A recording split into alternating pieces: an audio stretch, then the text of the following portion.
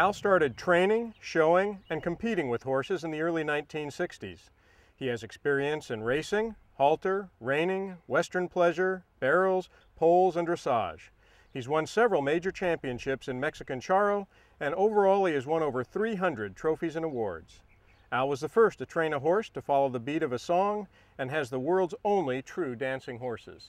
To all my friends around me, I'd like for you to know this golden horse I'm riding is going to do a show. And when he hears a band play, he likes to jump and prance. And when he hears a cumbia, you know he wants to dance. Hi folks, now I'd like for you to meet the other half of the team of Shirley and Larry. Larry Rodriguez from Lavernia, Texas, thank you so much for being here. And Thank you for having us, Al. We really enjoyed it. Larry, how long have you been doing the double rein now? It's been about 2 years or so. Yeah. Larry and I have, Larry picked up on the double rein. Larry has been training for quite a number of years. Larry, how long have you been training horses? Oh, about 17 years now, Al. Good, good. I've seen Larry work and I've seen Shirley work, and they work as a team, which you'll see later on in the video. And their technique is the same technique that we use, and they take it on to another level. And Larry, it's sure good having you here, and show the folks what you do. All righty, Al. Let's get started.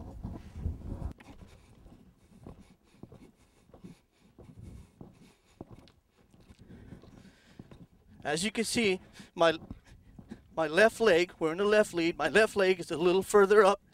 My right leg is a little back. It's working my gas pedal.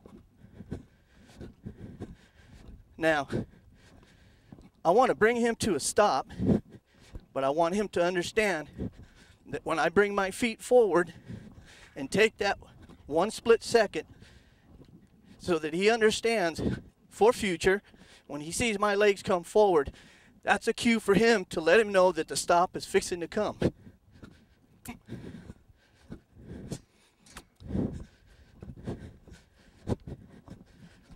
Oh.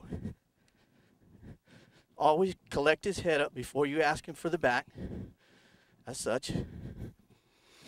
And remember, training a green horse is a little bit different. It may take you a few times, but you have to always go back to the beginning. Now, a good exercise to teach you how to use your feet is by taking your round pin, cutting it in half. And every time you go in the opposite direction, you make sure to bring that opposite leg up, like such, to let him know you're going left or right.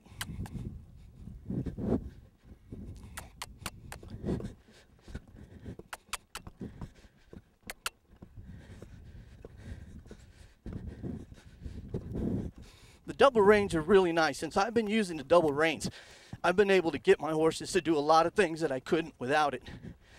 It allows you to keep your horse collected, but also, as we all know, some horses, to do certain movements, do certain things, they need their head. With the double reins versus a tie down, you're in control. You can give him his head when he needs it. You can also take it back when he doesn't need it. Versus a tie down, once you put the tie down on, all it does is restrict his head from coming up. It does nothing else for you. Ladies and gentlemen, on this portion of our video, what I'd like to do is to bring in a couple of horses that we've never seen before with a couple of riders that doesn't have a lot of experience. To my left here is my good friend, Jose Luis Perez. Good morning, Jose. Good morning. How are you? Fine, fine, thank you. Jose brought his mare with him today, and he needed some help with her. So let me turn it over to him, and you can tell me a little bit about your experience, how long has it been since you've ridden, and what kind of riding do you do? Yes. Actually, I did a little riding when I was a kid, about 20 some years ago, and I decided to take it up again. So I bought this mare about 6 or 7 months ago, although I had been starting to ride around July of last year. So altogether I've been riding again for another year. But there are a few things that I really don't understand about the horse. I don't understand how to get her to do some things that I would like her to do.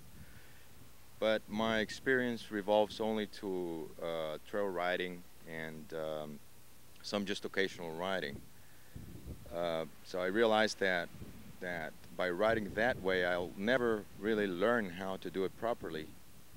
And when you invited me to participate with you in this video, I thought that it was a good opportunity to learn the basics and a safer way to ride. Okay, fair enough. Well, that's what we need to do, and I think the best way for us to do it, ladies and gentlemen, is just to let him go ahead and saddle his horse the way he always has, and let him ride the horse the way he always has. And let's see where we might be able to help him in what areas. So at this time, Jose, why don't you grab your saddle, the type of saddle that you've always used, and everything, and let's go ahead and saddle her, and we'll take her out and ride her, okay? Okay, as he puts the saddle pad on and he's throwing his saddle on the mare, this is a Mexican saddle that is used a lot in the charreria, and he has used this kind of saddle on the mare before. It's okay, except the stirrups are just too far back, and it's hard to keep your balance. You can see where the stirrups set. And as he's putting his tie down on and adjusting it, and then he's putting the bit in her mouth, if you'll notice that he's pushing the bit to her mouth before he's opening her mouth with his thumb. It should be just the other way around. We should put the thumb in before the bit. As he opens her mouth like such, then the bit goes inside. But that's okay. We're going to be working with him in all these areas. I'm just strictly pointing them out right now so that we can see them as we go along. We don't want to be critical, and I know that he's probably nervous because he's on camera. But anyway, you can see the mare has a tie down. I don't believe in tie downs. I think the double rein is perfectly all you're going to need to have. And as you notice, he's trying to get on her and the mare is moving. This is one of the things that I taught earlier in the video about the stretching, in order to keep your mare completely still while you try to get on her. You can do the stretching or putting her up against a fence, but make sure that she knows what whoa is, so that when you do get on her, she stands perfectly still. And so that's what he's in the process of trying to do and trying to get on her. Now as he jumps on we're going to work with him in that area. You should get on the stirrups, stand up in the stirrups, and then in the second motion you should throw your leg across, and that way you can hold the mare in case she's starting to move.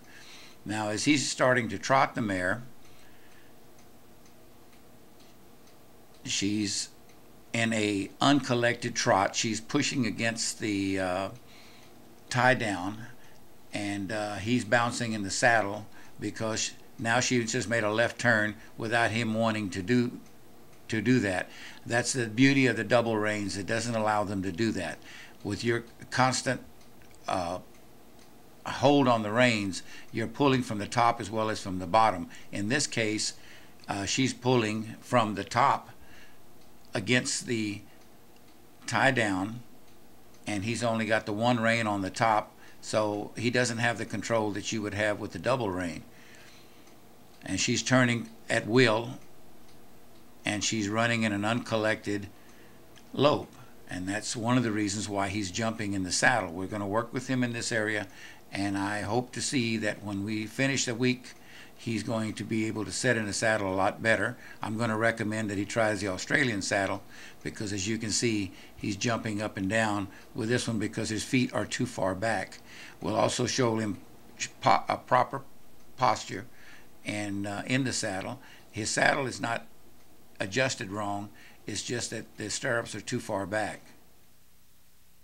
Okay, what we've done is taken off the gamarra, that red tie down that he had earlier. We've adjusted his bit, the same bit, just a little bit higher. If you've noticed, it's got a little bit of a smile now, and we've tightened the curb chain ever so little. So in other words, as we pull down, it engages right there.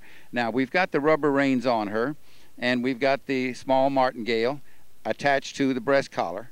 And what we're going to do, and what I want you to do, in order to educate her mouth, we're going to leave the same bit that she had before, and we're going to hook the rubber reins over the horn, and then leave her alone and let her find her own way with that, and she'll see that this is not going to hurt her in any way, but it will confine her head down a little bit. Also, we put the cavasson on ever so loose, but just so that she won't open her mouth and try to escape any pressure that the rubber reins may give her. Okay, now as we do, we're ever so gently, remember this is not something she's used to, so we're going to take the rubber reins and we're going to hook them over the horn. Now, we're going to step away from her and let her play with that idea. She can turn her head from side to side. She'll try to back up because she's used to being pulled backwards, but as she turns around, you see she has perfect freedom with the reins. The only thing is she must have her head in the down position. She will pick her head up from time to time to test the reins, but each time the elastic reins will bring her head back down into position.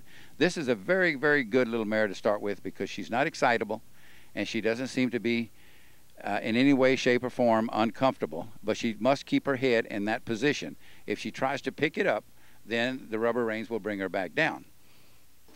Okay, 1 week has passed. We've got him in the Australian saddles with the stirrups a little bit longer. His elbow's in the right place. He's not jumping in the saddle as you noticed, and he has a double rein set. He's looking real good, feet in perfect position, and he's not bouncing at all if you've noticed. This has just only been a week. Now he's going to try to get his mare in the right lead. As he brings her around, he drops his left foot back, and she jumps into the right lead. He changes his crop over because he has to enforce that lead in the event that she tries to slow down on him. So as he's coming around, he's looking good, sitting good in the saddle, elbows in, and as he comes around, he's looking really, really good. Now we're going to put him in an attempt to get the left lead. Let's see if we can do it. As he brings her around, walking, trotting, then he cues her and taps her, and she jumps into the left lead. The amazing part of these two students is that a week ago they didn't even know what a lead was. Hi, today we have Ori here. Ori brought her horse over. He's a 13-year-old gelding. Is that correct, Ori? That's right. And she wants to learn some things about him. And we're going to turn it over to her and ask her, how much experience have you had riding? Well, I haven't ridden like in 25 years, but I did ride as a teenager, and I want to pick it up again, but I want to do it the right way, so. Right. And then how long have you been riding this time? About a year. About a year. Mm-hmm. Okay, and you do mostly trail riding, is that correct? Yes, trail riding. Okay. We're going to work with this gelding, and we're going to let her saddle him and everything and see how she does and how she sets on the seat and how the horses perform. And we'll see where we can help her and what areas we can help. Okay? Okay, as she throws the saddle up and girts the saddle tighter, we're going to see how she puts the bit on. Here we go. Notice that she also has a tie down, and she's pushing the bit first, so I think we're going to help her. I couldn't get it. Let me show you a way that may be easier for you. I don't know your horse, but hopefully you'll let me touch him. If you grab the rein like this and put it right here. See where my right hand is at? Mm-hmm. And what you do is to set the bit.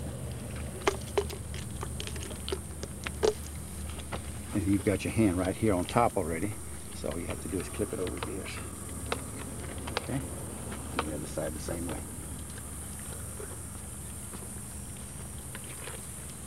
By having your right hand here, once you put the bit in his mouth, then you can just pull it right on up. Okay, now she's out in the arena. We're going to have her stand up and see if her stirrups are adjusted right. No, they're not. They're about 2 inches too short. Her saddle looks good. It's good and deep. I don't think I'll recommend another saddle to her. I think she's very comfortable with that when she sits deep in that saddle. So I don't think we can, we'll just go ahead and train her in her own saddle. But definitely the double reins instead of the tie down. If you notice, she has no control over his nose. He can go when he wants and he can stop when he wants. And the only thing controlling the height of his head is the tie down. Horse running against the tie down is very uncomfortable for him. It throws him off balance. And you also notice that the horse stopped whenever he wanted to stop. And so we need to show her how to position her legs, and with a riding crop she can encourage him to keep going. She's also having to hold on to the horn for that very same reason.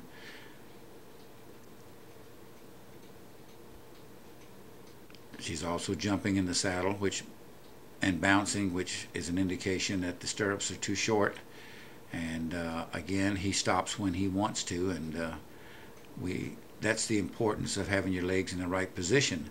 Now we've got the horse in the round pen with the rubber rein, and you notice the first thing he did is that he set his head up, but immediately he pulled it down. That's the beauty of leaving him alone, so that he can feel the reins and knows that he's making himself uncomfortable by pulling against it, and immediately he comes down. Different horses take a different amount of time. This particular horse, I'm going to recommend tying him with the reins for at least 3 or 4 days.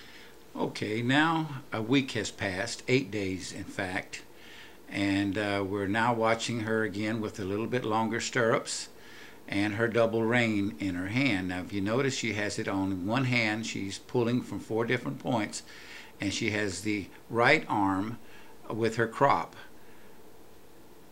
She's very, very comfortable in the saddle. She's not bouncing at all.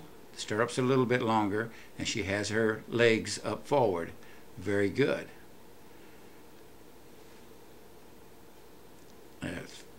Again, still in the trot. She's doing well. Now she strikes off in a lope and got the proper left lead in a left circle. It's amazing that her and Jose Luis both, within a matter of a week, were able to pick up and understand what leads were. Now if you notice, her left leg is forward and her right leg is back. That's her gas pedal, and that's also where her crop is at. She brings him to a stop, turns him, and goes back in the other direction. Very good. Now she's going to be loping him along, very, very comfortable. It's in a collected lope. She's not bouncing in the saddle any at all. She changes and jumps into a right lead, except she didn't change in the back, which is okay.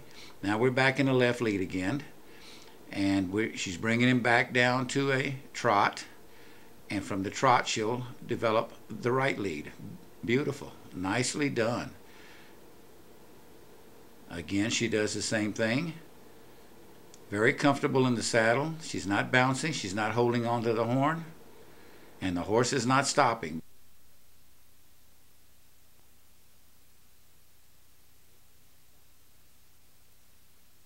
Well, I've seen a lot of videos and they show you how to lunge a horse and stuff. Does that really help, or how does it help the horse? Yeah, anytime that you can work with your horse, all of these help. You know, I've seen the same programs, and all of this helps. Does it help you to lunge your horse? You bet. Does it help you to back him up by walking alongside of him? Yeah, all of that helps. But it doesn't help you to ride. But it helps you to communicate with your horse. So any communications you do with him. This video is designed to help you ride. I want you on top of the horse. We want to instruct you from being on top of the horse. But all of this other stuff helps. Now lunging, the only time I ever use lunging is when I don't have time to ride and I want to keep his wind up, so I'll lunge him. Or if I have a young horse that's full of energy, and I may lunge him a few times, but other than that, I don't really have any use for that. But all of that helps, or it helps. And so all of that will help you, but it doesn't help you ride. I mean, that you have to do from on top, and that's what we're trying to do. What's that? Yes, I noticed that while I'm riding the horse in the round pen and I'm doing a slow lope, I'm pretty much in rhythm with the horse, and I can stay in position. The other day I was riding the horse out in the field, and I did a faster gallop, and I felt like I had to hold on to the horse with both my legs. Why was I jumping more when I do a faster gallop? I would have thought that as the horse goes faster, the ride would have been smoother. Okay, because you're just learning. It's only been 7 days, and you're getting in balance with him on a slow lope. And so what you want to do is that when he took off, you said you had to hold on with your legs, so that tells me that your legs were out of position. So if you look down, first of all, you want to get in rhythm with him and then slowly pick him up a little faster. But your leg position should be the same. So in other words, if he's in a left lead, then you want that left leg out a little bit, and you want the other leg back, and get in rhythm with him. So I don't recommend at your early stage for you to start any fast loping. get into rhythm with him on this lope in your feet position, and then slowly but surely, remember you have that gas pedal, so as you're putting the pressure, he's going to pick up the speed, and so when he does, you'll learn to get in rhythm with him. So that's what we call pacing. You take a horse and you pace him. You go first a little small, and then a little bit faster, and then a little bit faster, and then you'll be able to ride him. But you should always look down at his lead. Now, if you're in a, let's say you're out of a pen and you're in a field, and he's running straight, look down what lead he's in. If he's in the left lead, you know how your position should be. You should have that left leg out and your right leg a little bit further back. And regulating, because when you're pulling those double reins, you're pulling up here and down here at the same time. So you're not only collecting him, but you're slowing him down. The top rein is to really slow him down. The bottom rein is to set the head. Okay. And very important for them to keep your hands in the same position. When I put my horse out of the round pen, he tends to go faster without me wanting him to go faster, but it's harder to control. Why is that? I think mainly because he's in a pace that he's already got your pace down that you want him in the round pen. Then when you take him out, he's used to running a little bit faster. But just pull back. You want to, you always want to have no slack in your reins. Okay. The reins have to be right above the horn. Okay. So as you're holding your reins, whether you have two hands or one hand, whichever one you're holding, and you're holding it, and he starts to run a little faster, just tighten him up a little bit until he gets to the speed you want, and then turn him back to where he needed to be. And if he speeds up again, you continue to do that until he regulates that steady. Whenever you get your balance, that you can feel better balanced in the saddle, then you can pick him up. But at first, the first thing you want to do is what Jose Luis did. You want to grab him, and that's the wrong thing to do because he's used to more you pressure, the faster he goes. So that is why you don't want to do it that way. Right. So what you do is you take him out. Yes, he's out. He says, okay, now I'm free. You know, we're going to run like we did when we were on the trail ride. And you said, no, I don't want that. Just pull it back and and pace him until you get the pace that you want. And then as your balance goes on, Jose Luis, that was one of the questions you asked, make sure your feet's in the right position. Once, I think we can discuss this for a little while. When you first started riding, that was very uncomfortable because you would start to forget, and then the next thing you know, your feet are even. And then I would yell at you, look at your feet, and then you'd pull them back out. But believe me, it becomes automatic for you. After a couple of weeks, in fact, you're beginning to see it now. After just a few days, you're beginning to automatically do it without even thinking. And that's what you must do because you're coming out strictly novice and never had any training. And now you're coming into training that you probably never thought you would have to do this kind of thing. But then once you did it, you get into the rhythm of the horse and follow his pace. You have to get into his rhythm. He's not going to get into yours. So you have to get in rhythm with him. And so until he's ready, until you're ready to gallop him any faster, I would suggest doing a collective gallop. But any time that you do gallop, always make it collected. You always want him collected. Your hands in the same position. So as he's running, you're holding in that one position. He's collected. He may be running faster, but he's running collected. That means he's more in balance. Smoother ride. Exactly. Exactly. Hi folks, Al Ragusin here. I want to take time in this video to thank the people that made these programs possible, my sponsor of course, and RFD Television for airing it. I have received thousands and thousands of calls, and I'm so grateful that you've enjoyed my method of training. I'd like to read to you some of the notes that people have sent me, and I want you to know I'm going to put these glasses on only because I need to see, okay? Since I started my videos on RFD TV, I've received many calls. Almost all start with the fact that they like my approach to horse training. They say that my way seems simple. Well, folks, it is simple. And thank you so much for all your calls. Much of the confusion that I find is all the information that is being fed on television, books, articles, magazines, and such. Although much is true, it doesn't relate to you training your own horse. It relates more to the horse being trained or ridden by an instructor. I'll give a lot of examples of true life experiences so that you can relate. For example, One lady asked me, do you do desensitizing in my program?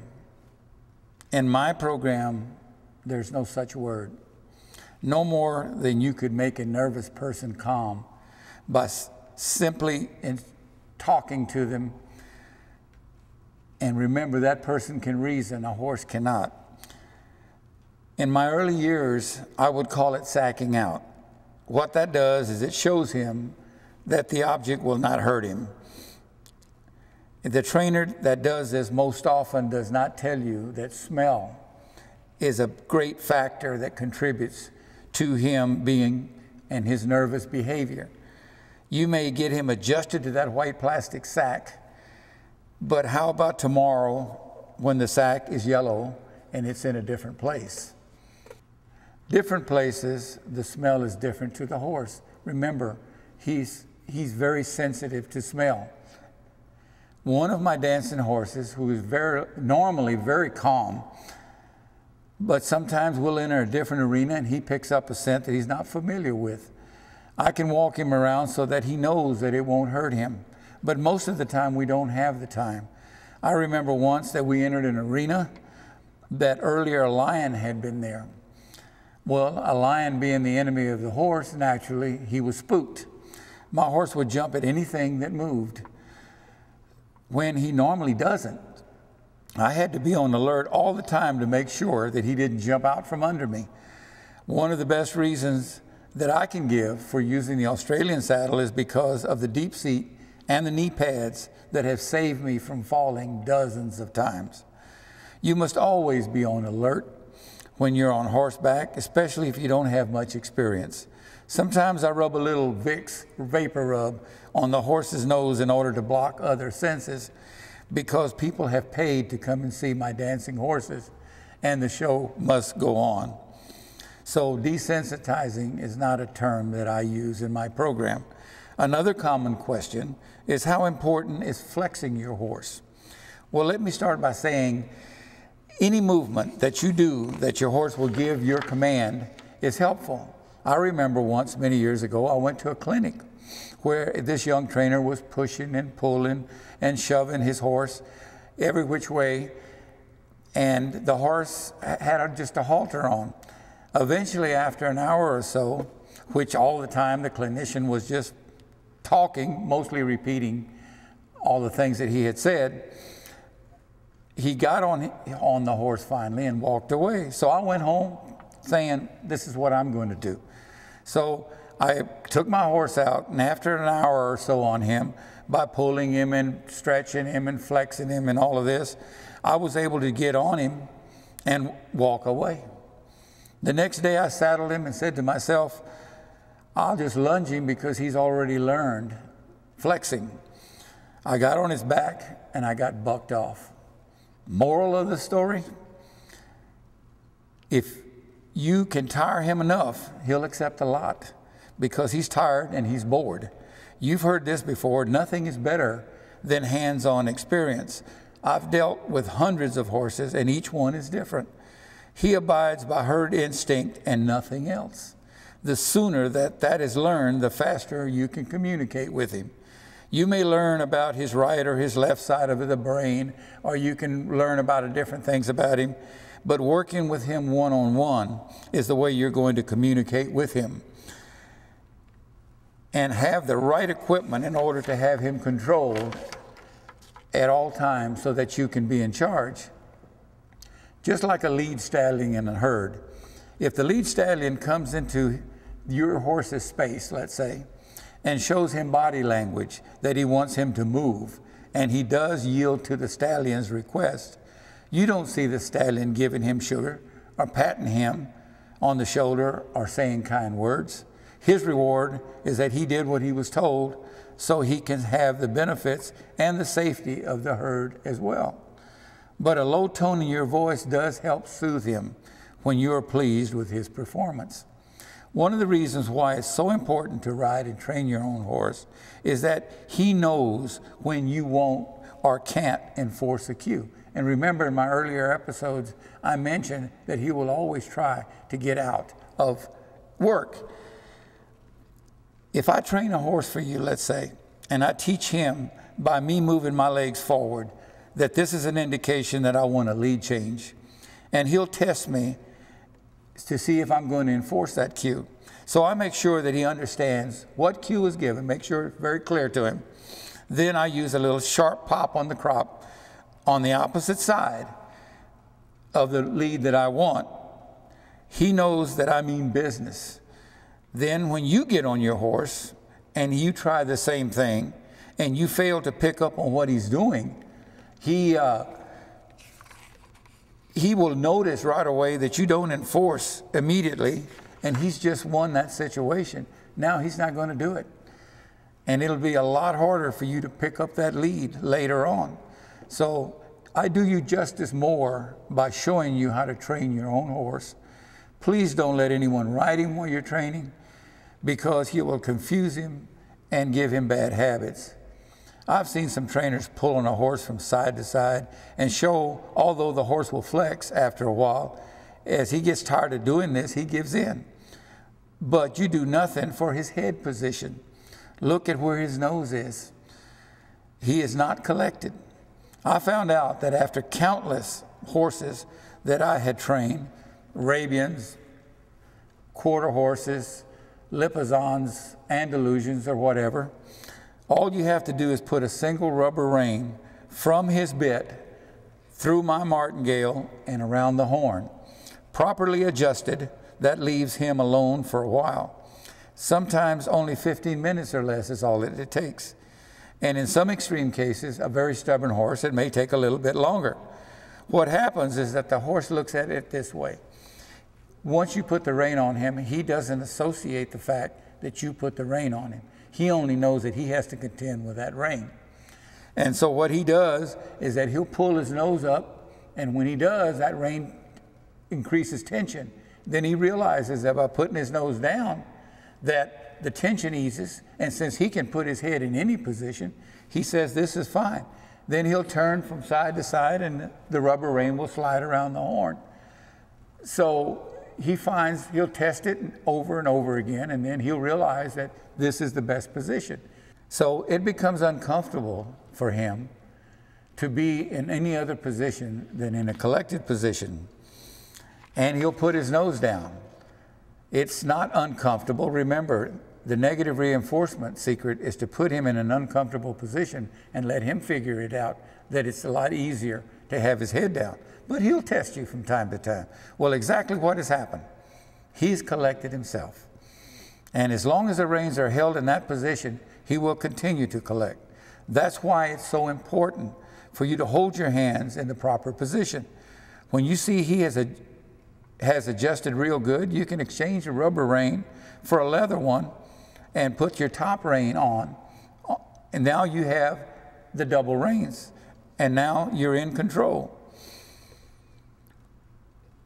Remember that your hands must act like the rubber reins. So when he pulls, you put a little tension, go with him, but put a little tension. And when you reach a point and he comes back to release the tension, there's where your hand should be, right at your side. Just follow my instructions and I'll show you how to make rubber reins, for just a couple of dollars of material. I show this in my video that I filmed in 2003. It goes step by step and shows you how to make your own reins so that you can prove it to yourself that this really works. You see, I had to find a faster and better way to train and save time. It doesn't happen overnight. However, it took years and hundreds of horses to come up with this way of training. You know, I was told once that Monty Foreman, an old, good, great trainer, one of my idols, once said, training horses is equal parts tradition and ignorance. Well, now I can't say for sure that he said that because I got a secondhand opinion of it. But if he did say that, or whoever said that, that's 100% correct. So you can do it the traditional way and take weeks or even months, or you can do it this way and it only takes hours. It's all about getting into your horse's head and looking at things the way he does. And it's simple. And getting back to Monty Foreman, like I said, he's one of my idols. I loved his work. He inspired me in so many ways. And I've been training horses for so long that I remember that era. In fact, I've been training horses for so long that money didn't make a trainer, experience did. So it's all about the horse's head and the way he looks at things, and it's simple. There's nothing natural about it. It's not about the horse wanting you to train him. Ask yourself, if you were the horse, would you want somebody to train you? It's really about communicating with him through cues and through making uncomfortable, put him in uncomfortable positions, like the reins did. When the reins go up, the tension increased. When his head came down, it didn't. So he found that that's real easy. I'll just keep my head here. But what has happened is that he will automatically adjust to that head position, and that will put him in a collected position. I've been asked a whole lot too about posting. People say, I never saw you posting in all of your shows and all of the videos that you've made, you've never posted. Well, I don't have to. My horse is collected. And I'd rather have him collected, and even when I was breaking horses, the first thing I showed him was collection. That was the first thing. But that's another show that will air later on. This next week will be the last video that we have on this series of shows. Hopefully with good sponsors, we can bring you a lot more. So I ask all of you, if you enjoyed the shows and you learned something from it, please let RFD know, because they'd be glad to hear from you. After all, that's the reason why they have horses on RFD TV. And it's been one of my favorite channels for years. So in closing, ladies and gentlemen, again, thank you very much for watching. Thank you for all your mail, and I try to answer every single one. Sometimes I stay up most of the night, but I do answer every one of them because it's very important to me. You can always reach me at my website, which is dancinghorseshow.com. Remember, dancinghorseshow.com. And ladies and gentlemen, I want to thank Larry Rodriguez and Shirley Lopez from Lavernia, Texas, two great trainers that train horses the gentle way. Larry tells me in the 17 years that he's been breaking horses, he never has had